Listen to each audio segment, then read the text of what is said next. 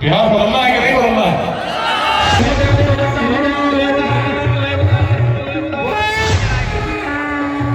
बिहार को बढ़ाने के लिए सभी 38 जिलों से हजारों हजार की संख्या में आज लोग उपस्थित हैं इस धरती पर और एक ही संदेश लिए हुए हैं, नमस्ते बिहार। टेक्नोलॉजी आज के जैसी नहीं थी, सूचना के तंत्र आज के जैसे नहीं थे, व्यक्ति को व्यक्ति से जोड़ना जानती थी। तो अफगानिस्तान के पार तक भारतवर्ष के अखंड साम्राज्य को हम स्थापित कर सके, हिमालय के उत्तर तक कर सके, दक्षिण में सागर तक तो कर ही सके थे, पूर्वोत्तर के भी भारत तक कर सके। केवल एक आचार्य को विक्रमशिला विश्वविद्यालय से तिब्बत की धरती पर आमंत्रित करने के लिए दिया था।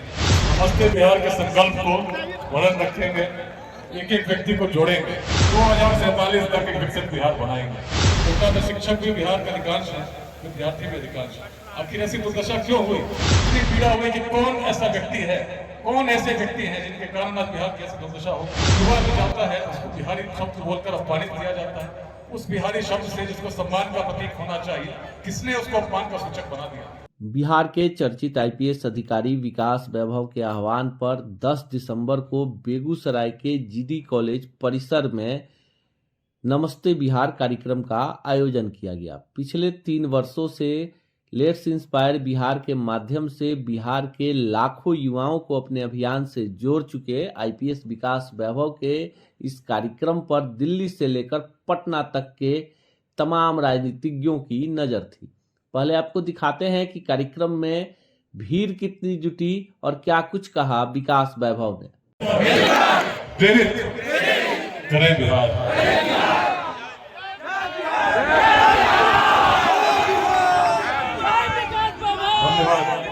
नमस्ते बिहार।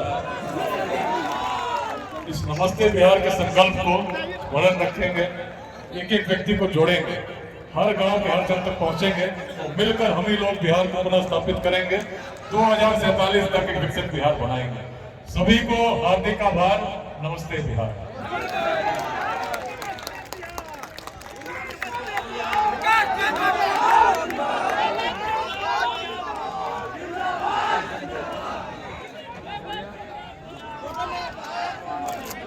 और अब हमारे बीच कवि नीलोत्पल मृणाल जी हैं, उनसे निवेदन है कि आप आए और पूरे कार्यक्रम को अपने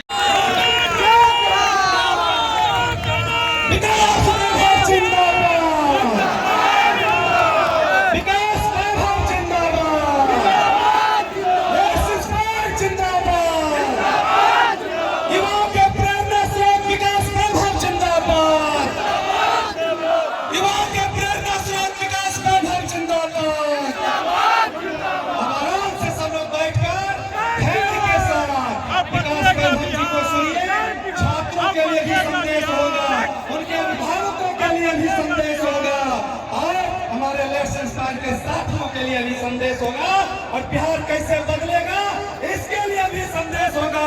और कल आपके बीच से निकलकर कोई सदन भी पहुंचे इसके लिए भी संदेश होगा। बहुत बहुत धन्यवाद। अब बदलेगा बिहार। जय बिहार, नमस्ते बिहार।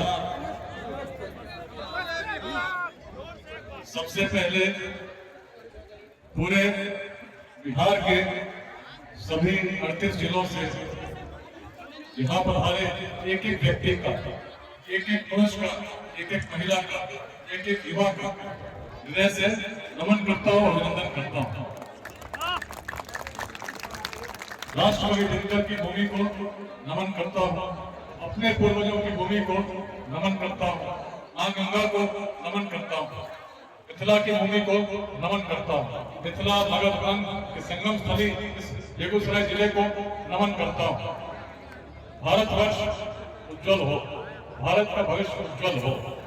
आज इस पूरे मैदान में, गणेश रत्न महाविद्यालय के इस मैदान में 85 अतिथियों को अभिनंदन करता हूँ। एक उत्सव का माहौल है, एक क्रांति के उत्सव का माहौल है। ये पहला कार्यक्रम इस प्रकार का है जो राजनीतिक नहीं है, जो धार्मिक नहीं है, लेकिन बिहार को बढ़ाने के लिए सभी 38 जिलों से हजारों हजार की संख्या में आज लोग उपस्थित हैं इस धरती पर वो एक ही संदेश लिए हुए हैं, नमस्ते बिहार। उस बिहार को नमस्ते जो प्राचीन काल में, जब रोड आज के जैसे नहीं थे, टेक्नोलॉजी आज के जैसी नहीं थी, सूचना के तंत्र आज के जैसे नहीं थे, व्यक्ति को व्यक्ति से जोड़ना जानती थी। इस रूप में जोड़ना जानती थी कि अफगानिस्तान के पार तक भारतवर्ष के अखंड साम्राज्य को हम स्थापित कर सके, हिमालय के उत्तर तक कर सके, दक्षिण में सागर तक तो कर ही सके थे, पूर्वोत्तर के भी भारत तक कर सके। कैसा था वो बिहार जिसमें जब संसाधन नहीं थे हम उस अखंड भारत के साम्राज्य का निर्माण कर सके। कैसा था वह बिहार जिसमें जब पूरे यूरोप में न ऑक्सफोर्ड की कल्पना हुई थी, न कैम्ब्रिज की कल्पना हुई थी, विश्व भर से लोग पैदल चल के आने के लिए तैयार रहते थे। पूरे 1000 साल पहले सभी तिब्बत के लोगों ने सोना दान दिया था, मिलकर दिया था, और किसी युद्ध के लिए नहीं दिया था। केवल एक आचार्य को विक्रमशिला विश्वविद्यालय से तिब्बत की धरती पर आमंत्रित करने के लिए दिया था। कैसा सम्मान होता था जब पूरी मंडली चली तिब्बत से विक्रमशिला पहुंची, तो विक्रमशिला तो स्थापित थी, पूरे विश्व से लोग आते थे।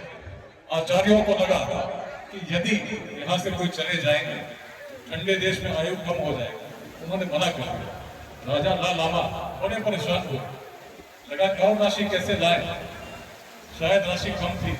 आचार्यों की बात को उछाल दी और राशि लेने जब पहुंचे तो उन्हें पता नहीं चला कैसे खदानों की तलाश में नेपाल की सीमा में चले गए, और जब नेपाल की सीमा में गए तो नेपाल के शासकों ने बंदी बना लिया और शर्त रखी कि जो तिब्बत वासियों ने स्वर्ण इकट्ठा किया उसको जब आप सुपुर्द करेंगे तभी आप लोग यहाँ करेंगे।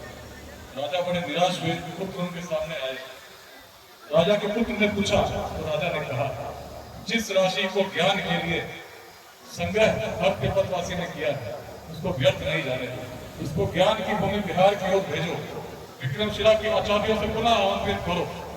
आपके कारण हमारे नरेश की क्या दुर्दशा हुई। और तब जब मंडली दोबारा आई, 3 वर्ष हो गए, तब जाकर आतिश दीपंकर श्री ज्ञान पैदल चलकर तिब्बत गए। और आज तिब्बती कहीं भी हो, पूरे विश्व में हो, भारत के किसी क्षेत्र में हो, उसी परंपरा का वाहक है जिसके बीज कभी विक्रमशिला ने बोए थे। बहुत शक्ति थी बिहार में। सोचिए उस काल में जब संसाधन नहीं थे, यदि हम अग्रणी थे पूरे भारतवर्ष में, अफगानिस्तान तक भी जाते थे तो संदेश बिहार का होता था। आज हमारी सोच कैसी हो गई, आज हमारी दृष्टि कैसी हो गई, आज हमारी स्थिति कैसी हो गई। क्या आज बिहार वैसा है? जिस समय कोई जाते थे, आज एक समय ज्ञान के लिए लोग पूरे देश के देश स्वर्ण एकत्रित करते थे, लोग पैदल चल के आते थे। आज स्थिति क्या हो गई? शिक्षा की बात को छोड़ दी, कोचिंग के लिए लोग कोटा जाते हैं, और कोटा में शिक्षक भी बिहार का अधिकांश है, विद्यार्थी भी अधिकांश है। आखिर ऐसी दुर्दशा क्यों हुई? कौन इसका जिम्मेदार है? यदि हम सोचें कि बिहार अपने जीवन काल में उत्कर्ष पर जाए, कितने लोग बिहार को आगे बढ़ते देखना चाहते हैं? कितने लोग चाहते हैं कि बिहार में ही सभी लोगों को शिक्षा मिले? कितने लोग चाहते हैं कि बिहार में ही सभी लोगों को रोजगार मिले, किसी को बिहार से बाहर नहीं जाना? अरे मैं तो 9वीं कक्षा में पढ़ता था, छोटा था, पिताजी यहीं बरौनी रिफाइनरी में रहते थे, यहाँ से पोस्टिंग हुई भोपाल। और जब भोपाल पोस्टिंग हुई, नए विद्यालय में जब पहुंचे तो बच्चों ने बिहारी बोलना शुरू किया। शुरू में अजीब नहीं लगा, बिहार से हम तो बिहारी बोलना ही चाहिए, लेकिन जब लगा कि नहीं, इनकी मंशा खराब है, अपमानित करने की प्रवृत्ति के साथ बिहारी बोलते हैं, बड़ी पीड़ा हुई। इतनी पीड़ा हुई कि कौन ऐसा व्यक्ति है, कौन ऐसे व्यक्ति हैं जिनके कारण आज बिहार की ऐसी दुर्दशा हो गई। एक युवा भी जाता है, उसको बिहारी शब्द बोलकर अपमानित किया जाता है। उस बिहारी शब्द से जिसको सम्मान का प्रतीक होना चाहिए, किसने उसको अपमान का सूचक बना दिया? कौन इसका जिम्मेदार है? उस समय बिहार यदि अग्रणी थी तो क्यों थी? कहीं न कहीं जो भी व्यक्ति बिहार से बाहर जाते हैं, इस अवस्था को उन्होंने कभी न कभी अवश्य अनुभव किया है कि दूसरों का जो प्रभाव रहता है बिहार के लिए, क्या बिहार बदलना है कि नहीं बदलना है? बिहार यदि बदलना है तो हर व्यक्ति को संकल्प लेना होगा कि अब जाति, संप्रदाय, लिंग भेद, छोटे छोटे वादों से ऊपर उठे। उस बिहार का स्मरण करें जो कभी अखंड भारत के साम्राज्य का निर्माता था। उस बिहार का स्मरण करें जो कभी विश्वविद्यालयों की संस्था। मैं करूंगा करूंगा अपने पूर्वजों की भूमिका पुनरुद्धार। आइए मिलकर प्रेरित करें बिहार।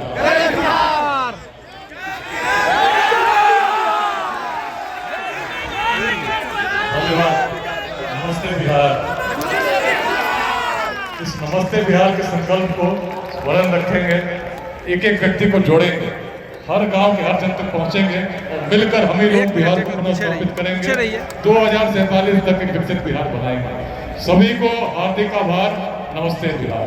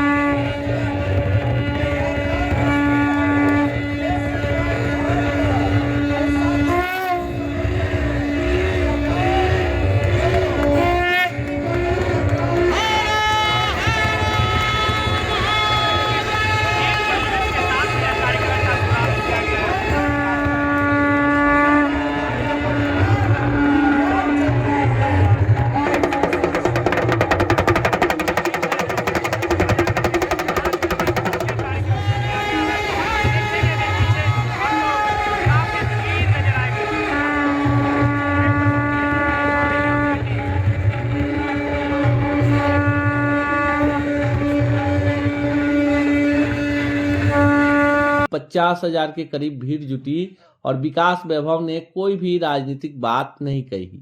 उन्होंने 2047 तक बिहार में बड़े बदलाव की चर्चा की तथा युवाओं से आह्वान किया कि बिहार को बदलने में अपनी सहभागिता सुनिश्चित करें। बेगूसराय में जुटी भीड़ ने यह सिद्ध कर दिया कि बिहार में विकास वैभव की लोकप्रियता क्या है। हालांकि अब इसके राजनीतिक मायने भी तलाशे जा रहे हैं और चर्चा है कि बेगूसराय से बड़े राजनीतिक तैयारी में विकास वैभव लगे हुए हैं। ऐसे ही खबरों के लिए जुड़े रहे बिहार टॉक से। यूट्यूब पर लाइक और सब्सक्राइब करें, बेल आइकन जरूर दबाएं। फेसबुक, ट्विटर और इंस्टा पर फॉलो करें। धन्यवाद।